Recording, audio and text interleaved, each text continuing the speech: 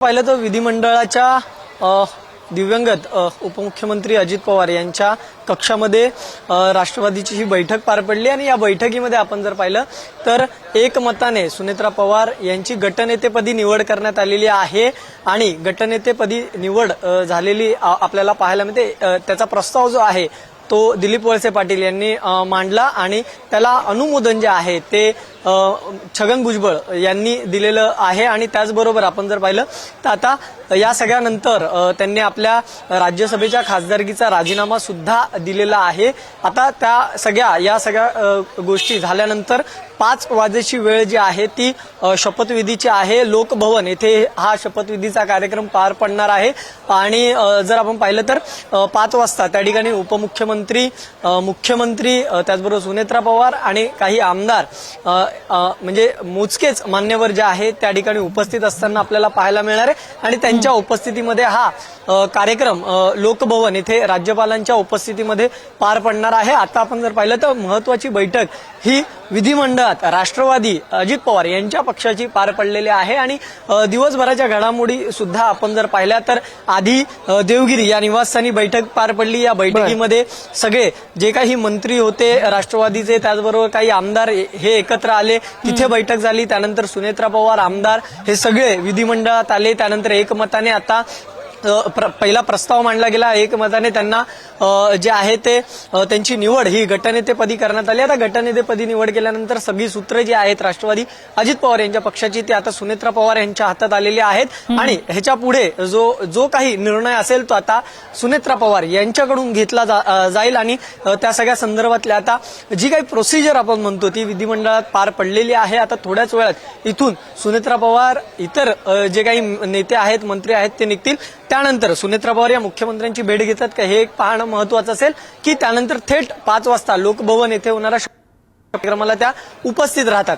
या दोन्ही गोष्टी आता पाहणं महत्त्वाचं असणार आहे। या घडामोडी घडत असताना आता त्यांची गटपदी निवड झाली बिनविरोध जे आहे ते खरं तर आपण म्हणू शकतो की त्यांना त्यांची निवड हे इथे दुसरीकडे त्यांनी राज्य तिथे राजीनामा दिलेला आहे खासदारकीचा आणि आता उपमुख्यमंत्री पदाची शपथ त्या 5 वाजता घेणारे राज्यपालांच्या उपस्थितीत हा कार्यक्रम पार पडेल आणि आता थोड्याच वेळात जे आहे ते सगळे आमदार असतील किंवा त्यांच्या पक्षाचे जे काही नेते मंडळी असतील ते आता विधिमंडळातून बाहेर येतील आणि माध्यमांशी संवाद साधतील। त्यावेळेस नेमकी काय प्रतिक्रिया देतात तेही पाहणं महत्त्वाचं असणार कारण की एकीकडे टीका होताना सुद्धा आपल्याला या सगळ्या संदर्भातली पाहायला मिळत होती।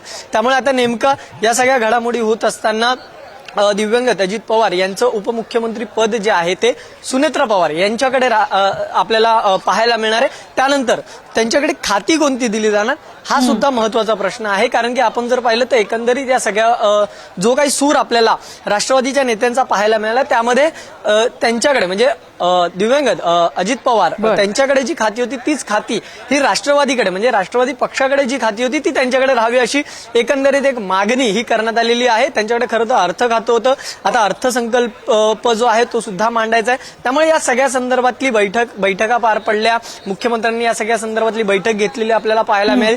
त्यामुळे अर्थसंकल्प अर्थात मुख्यमंत्री देवेंद्र फडणवीस यंदाचा मांडतील अशी एकंदरीत चित्र। मात्र सुनेत्रा पवारांना उपमुख्यमंत्री पदाची शपथ घेतल्यानंतर कोणतं खातं दिलं जाणार हे सुद्धा पाहणं महत्त्वाचं असणार आहे। एक चर्चा जी आहे ती म्हणजे क्रीडा मंत्री म्हणजे क्रीडा खातं जे आहे ते सध्या रिक्त आहे त्यामुळे ते एक दिलं जाऊ शकतं आणि त्याचबरोबर राज्य उत्पादन शुल्क हे खातं सुद्धा रिक्त आहे त्यामुळे ते दिलं जाऊ शकतं अशा चर्चा आहे। नेमकं कोणतं खातं दिलं जातं हे सुद्धा पाहावं लागणार। मात्र 5 वाजताची वेळ आहे लोकभवनाची, त्यामुळे लोकभवनात 5 वाजता सुनेत्रा पवार 5:30 वाजता हा शपथविधी होणार आहे। 2.5 तास उरलेले आहेत त्यामुळे नेमकं काय घडतं दरम्यानच्या काळात हे बघावं लागेल। आतापर्यंत काय काय घडलेलं आहे आपण काही मुद्दे पाहूया। गटनेतेपदी निवडीसाठी राष्ट्रवादीने बैठक बोलवली, काही वेळापूर्वीच ही बैठक झालेली आहे। त्या बैठकीची दृश्य आपण स्क्रीनवर बघतोय। राष्ट्रवादीच्या गटनेतेपदी सुनेत्रा पवार यांची निवड झाली। वळसे पाटलांनी प्रस्ताव मांडला आणि भुजबळांनी अनुमोदन दिलं। सुनेत्रा पवारांनी राज्यसभा खासदारकीचा त्यानंतर त्वरित राजीनामा दिला। राज्यसभेचे सभापती CP राधाकृष्णन यांच्याकडे हा राजीनामा सोपवण्यात आला। सुशांत सावंत आमचे प्रतिनिधी आपल्या सोबत आहेत. सुशांत, काही मोजके पाहुणे आजच्या या कार्यक्रमाला असतील. अत्यंत साध्या पद्धतीने हा शपथविधी होणार आहे असं कळतंय. कोण कोण येणार आहे, कोण उपस्थित असतील, काही माहिती कळतीये का? नम्रता, आपण जर बघितलं असेल तर उपमुख्यमंत्री अजित पवार यांचं दुःखद निधन झालं आणि त्यानंतर त्यांची जी जागा रिक्त झालेली आहे त्या ठिकाणी आपण पाहिलं असेल तर उपमुख्यमंत्री पदाची शपथ सुनेत्रा पवार घेणार आहेत आणि याचमुळे हा छोटेखानी कार्यक्रम आहे. मी आता या ठिकाणी लोकभवन येते आणि या ठिकाणी आता मोठ्या प्रमाणात पोलीस बंदोबस्त जो आहे तो तैनात करण्यात आलेला आहे. काही ठराविक मान्यवर आहेत ते या शपथविधी सोहळ्याला उपस्थित राहतील. अतिशय साध्या पद्धतीने हा शपथविधी सोहळा जो आहे तो पार पडणार आहे आणि याचमुळे काही ठराविक जी माहिती मिळते त्यानुसार जवळपास 20 ते 25 लोकांनाच आतमध्ये प्रवेश दिला जाणार आहे. त्यामध्ये राष्ट्रवादीचे काही प्रमुख मंत्री असतील, त्याचसोबत राज्याचे मुख्यमंत्री देवेंद्र फडणवीस, उपमुख्यमंत्री एकनाथ शिंदे असतील आणि त्यांच्या उपस्थितीत हा शपथविधी सोहळा जो आहे तो पार पडणार आहे. मात्र या ठिकाणी आपण बघितलं असाल तर नेहमी ज्यावेळी शपथविधी असतो त्यावेळी मोठी लगबग असते, मोठ्या प्रमाणात कार्यकर्त्यांची गर्दी पाहायला मिळते. मात्र आज तसं चित्र नाहीये, कारण अतिशय साध्या पद्धतीत हा शपथविधी सोहळा पार पडतोय.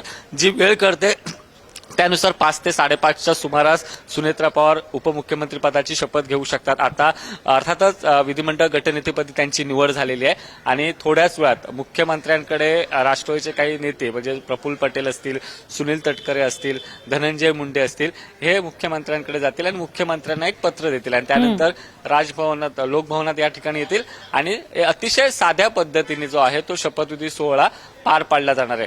आपण बघितलं असाल तर राजभवनात देखील अतिशय साध्या पद्धतीने तयारी करण्यात आलेली आहे. एरवी शपथविधी म्हटला तर फुलांनी संपूर्ण राजभवन जे आहे ते सजवलं जातं, मात्र यावेळी तसं करण्यात आलेलं नाही, कारण अजितदादांचं आत्ताच नुकतंच निधन झालेलं आहे. त्यामुळे अतिशय साध्या पद्धतीत सुनेत्रा पवार यांना राज्यपाल शपथ देतील अशी आपल्याला माहिती मिळते. नम्रता, अगदी त्यामुळे तिथेही आपल्याला लक्ष ठेवावं लागणार आहे कोण कोण उपस्थित राहतं. सुनेत्रा पवार यांच्या परिवारापैकी आता कोण कोण उपस्थित राहतं तेही बघावं लागेल. जय पवार तर त्यांच्यासोबतच मुंबईला आलेले आहेत. पार्थ पवार येणार का हेही बघावं लागणार आहे. काही वेळापूर्वी पार्थ पवार यांची बारामतीमध्ये शरद पवारांच्या निवासस्थानी जाऊन पार्थ पवारांनी भेट घेतली आणि त्यानंतर ते तिथून निघालेले आहेत. मात्र ते शपथविधीसाठी मुंबईला येतात का हे आपल्याला बघावं लागणार आहे. इकडे पुन्हा एकदा आपण धनंजयकडे जाऊया. धनंजय, काही ताजे अपडेट्स मिळत आहेत का आता?